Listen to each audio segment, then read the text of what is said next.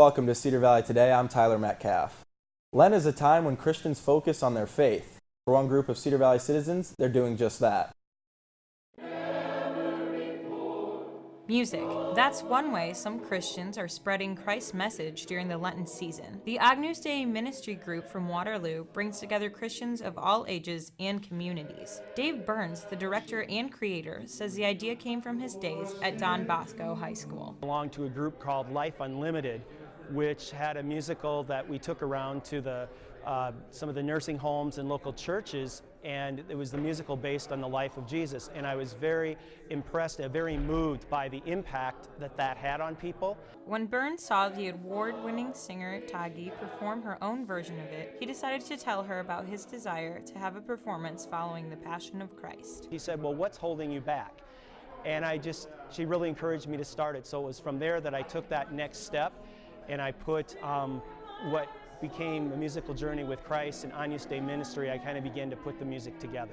Now, 7 of the original 15 members are still a part of the group. Through scripture, narration, and music, the group shares their faith with the audience. For Sarah Grumman, she chose to join the group after hearing about it from a friend on her college campus. I didn't expect how big of an impact it would have on us as performers. Burns recommended that anyone come to their performance, even if you are not spiritual or religious. Christian churches of several different denominations. I mean, it's definitely Christian, but we want to break down some of those barriers and realize that, we're many, but yet we're one. Reporting for Cedar Valley Today, I'm Ellen Felton. The group will be holding their 6th and final presentation this Sunday. Anyone interested in attending can go to St. Edward's Catholic Church in Waterloo at 6 o'clock at night. Wartburg College held their dance marathon this past weekend. People who participated were all required to raise $100. The event hoped to raise $55,000 this year. During the 12-hour event, the organization announced they raised $55,016.88.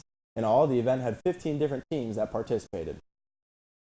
Wartburg College is celebrating Culture Week. Joining us live now is Alyssa Kozak.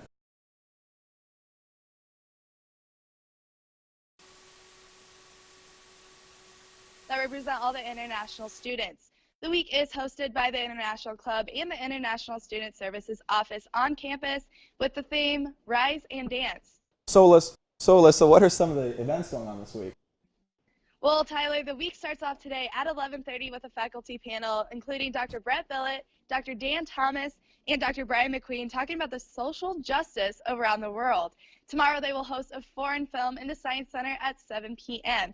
And on Saturday night, the iClub will have a culture show in Newman Auditorium. The show will have a mixture of song, dance, and fun from around the world. Thanks, Alyssa. For more information, you can visit iClub's Facebook page to find more about events for the coming week. Coming up, we take a look at how Wartburg sports did this past weekend.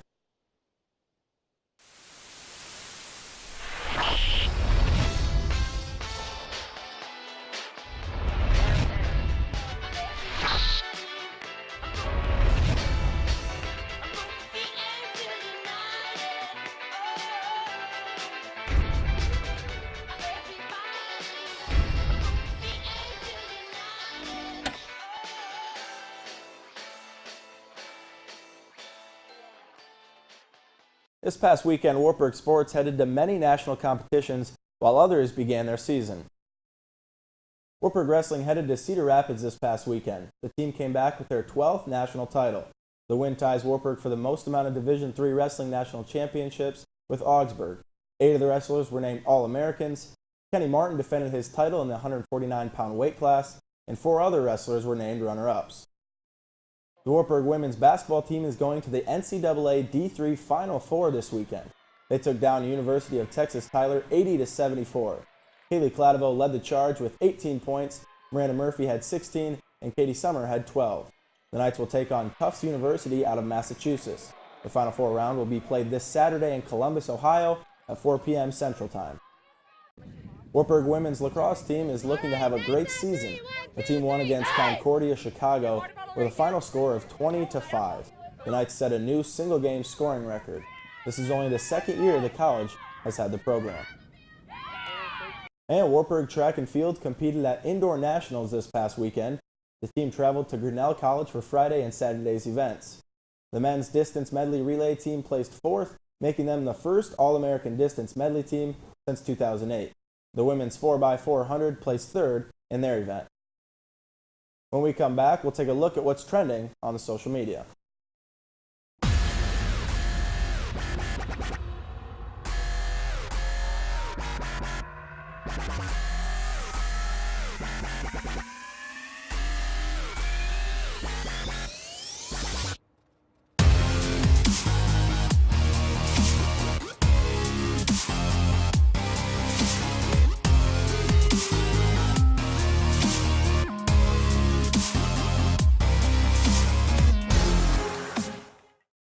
Now let's take a look at what's happening on social media.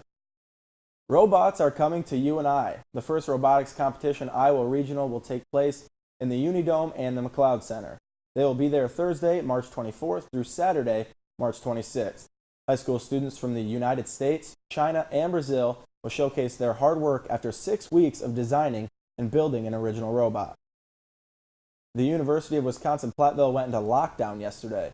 A student reported seeing a gun in the restroom around the 1 o'clock in the afternoon. The student pulled the fire alarm and academic buildings went into lockdown. Classes for the rest of the day were canceled. No shots were fired, but police are still looking for the suspect. Classes will be resumed today for students. And the Cedar Valley Humane Society is in need of supplies and candy for the St. Patrick's Day Parade that takes place on Thursday, March 17th. They're asking for gift cards or any decorations from a party supply store or Walmart, as well as candy. They are open until 7 p.m. tonight and will be putting these donations towards making their float look great to help spread the word about their organization. Now let's take a look at your local weather.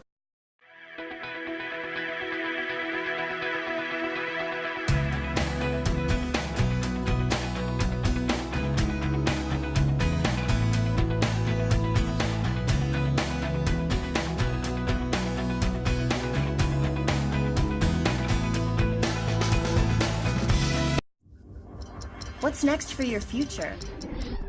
Will it be worth it? Will it lead you on a journey of discovery? To embrace your passions Unlock your potential? and realize your purpose. With Wartburg, you can. And you will, because you are worth it. Wartburg. Worth it. Schedule your campus visit and learn how Wartburg is worth it at wartburg.edu/worthit.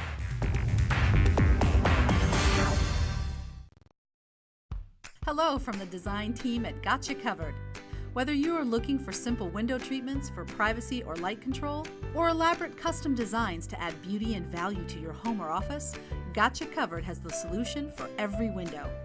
Call today to schedule a free, no-obligation consultation in the convenience of your home or office. We proudly serve the Cedar Valley, and we look forward to taking care of your window treatment needs, regardless of your style or budget.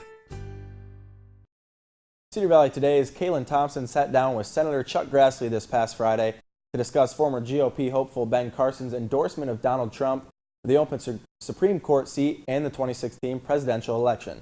Let's take a look. Joining us now in Cedar Valley today is Senator Chuck Grassley. And today I just kind of want to talk about three main issues. Earlier today, former Republican presidential hopeful Ben Carson endorsed Donald Trump. And so kind of what were your reactions to that? I think it's kind of a natural because both of them are not political leaders ahead of time. They were all running as an outsider, kind of anti-establishment. And I think that Ben Carson was one of these people that did not get down in the mud. And I think that that it will really add to Trump's candidacy when he has a person that has a reputation that Carson has for a clean-cut person, well-liked. I think it'll really help Trump. Right, and were you kind of surprised with the endorsement at all? Yeah, I am, because I thought that Ben Carson was going to, when he pulled out, was going to kind of just be a good citizen to get church people involved in voting more often than they do. Mm-hmm. Definitely. And one of the more kind of pressing issues in the political world, it would be the open Supreme Court justice seat. And so you met with the president a couple weeks ago. Yeah. What kind of steps do you think should be taken with this? Well, there's two different roles. There's one for the Senate, advise and consent to the president's nominees. We can't do anything until the president actually nominates. Mm-hmm. So the president starts it off, and maybe in a couple weeks he will nominate somebody. But we have, as a Republican majority in the United States Senate, we have decided, based upon about 30 years of political statements by people of both political parties, that when a president is a lame duck, it ought to go over to the new president to make the selection, and in the meantime, then the people have a voice in the process. Right, and so kind of with people kind of being split with what they think of, electing someone to get more things done or, waiting for that, kind of how are you being representative of the Iowa constituency, and do you think it might affect your reelection at all? Or? Well, you can't make these decisions based upon how it's going to affect your election. Mm-hmm. You got to do what's right. Mm-hmm, definitely. And I guess just in closing, what are kind of your general thoughts of the 2016 presidential election thus far?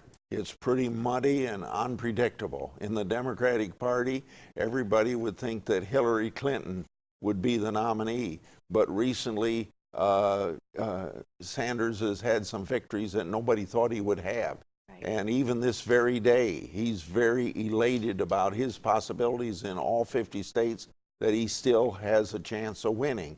And then you've always got this outside thing, is Hillary going to be prosecuted under these email situations? Right. So that's a big question mark. And then on the Republican side, we started out with 18. We have 4 left. And surprises are happening all the time. So I would not feel very comfortable making a prediction who the nominee of either political party is going to be.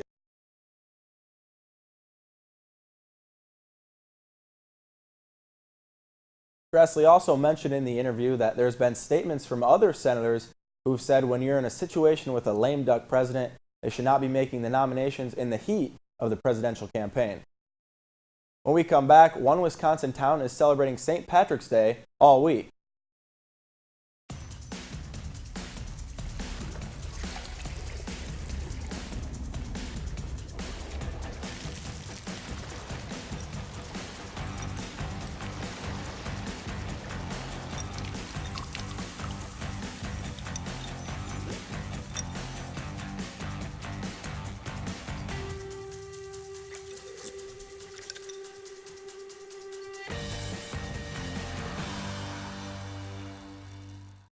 A Wisconsin town is going Irish this week in honor of St. Patrick's Day.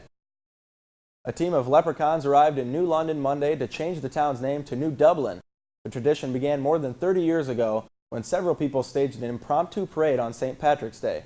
That impromptu parade has turned into the largest parade in Wisconsin. Officials say Saturday's Grand Parade will feature at least 120 entries, and, if the weather cooperates, will be attended by as many as 30,000 people. Other activities planned this week include Irish caroling, social gatherings, and corned beef and cabbage dinners. These were your top 3 stories from today. Agnus Dei Ministry is holding their final presentation following the Passion of Christ on Sunday. Wartburg women's basketball is headed to the Final Four at Nationals on Saturday. Chuck Grassley joined us in studios to talk Donald Trump, the open Supreme Court seat, and the 2016 presidential election. Thanks for watching us here on Cedar Valley Today. Be sure to like our Facebook page and download our Cedar Valley Today app on your Google Play and iTunes store. Make sure to have a great day, Cedar Valley.